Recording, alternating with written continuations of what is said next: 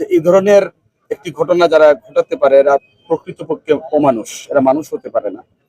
একজন মানুষকে আমরা দেখেছি কিভাবে এই হত্যাকাণ্ডটি সংঘটিত হয়েছে। ওই নৃশংসটি এই ঘটনা যখন ঘটেছে তাৎক্ষণিকভাবে আমরা সেখানে গিয়েছি এবং আমরা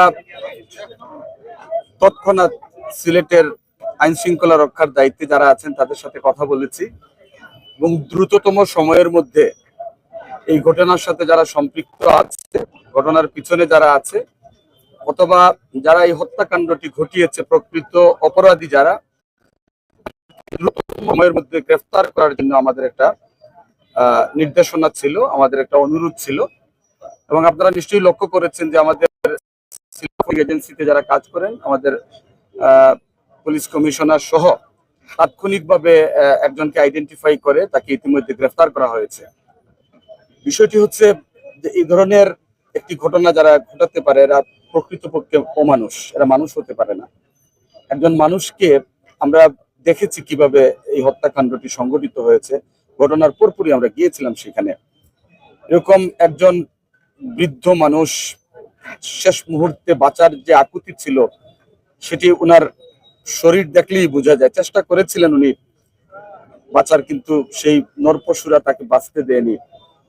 আমাদের আহ্বান থাকবে যে এই ঘটনা আমাদেরকে কষ্ট দিয়েছে, আমাদের হৃদয়ে রক্তক্ষরণ হয়েছে। এরকম বয়সে এসে এই মৃত্যু কখনো কাম্য নয়। এই ধরনের ঘটনা যাতে না ঘটে সেই ব্যবস্থাটুকু নেয়ার ক্ষেত্রে প্রথম কাজটি হচ্ছে এই অপরাধ যারা করেছে তাদেরকে গ্রেফতার করে দ্রুততম সময়ের মধ্যে তাদের শাস্তি নিশ্চিত করা। এই কাজটুকু যদি আমরা করতে পারি তাহলে এই ধরনের ঘটনা করার ক্ষেত্রে ভবিষ্যতে অপরাধী যারাই আছে তারা একবার হলেও চিন্তা করবে। ওনাদের জানাজার নামাজ শেষ হয়েছে, আমরা এইমাত্র নামাজ শেষ করেছি। ওনার ছেলে এসেছেন, উনিও এখানে কথা বলেছেন, ওনার সাথেও আমাদের কথা হয়েছে। এটি তো সবচেয়ে বড় সত্য যে এটি একটি বিচ্ছিন্ন ঘটনা এবং একটি বাসার ভিতরে এই ঘটনাটি ঘটেছে। আমার ধারণা যে আমাদের সকলেরই দাবি থাকবে একটাই, যে এই ঘটনার সাথে সম্পৃক্ত যারা আছে তাদেরকে চিহ্নিত করা এবং তাদেরকে আমাদের সামনে নিয়ে আসা এবং তাদের শাস্তি দ্রুততম সময়ের মধ্যে নিশ্চিত করা।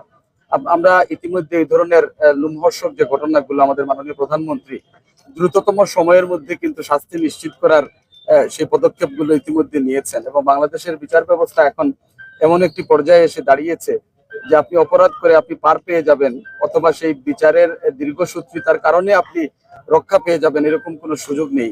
আমাদের সরকার আইনের শাসন প্রতিষ্ঠা করার জন্য, অপরাধীদের শাস্তি নিশ্চিত করার জন্য এবং সমাজকে সন্ত্রাসমুক্ত করার জন্য যে পদক্ষেপগুলো নিয়েছে এটির ইতিবাচক ফল আমরা ইনশাল্লাহ পাবো। বাট বাস্তবতা হচ্ছে এই ঘটনার সাথে যারা সম্পৃক্ত তাদেরকে চিহ্নিত করে তাদের শাস্তি নিশ্চিত করা এখন সকলের দাবি, সময়ের দাবি, আমাদেরও দাবি। ধন্যবাদ।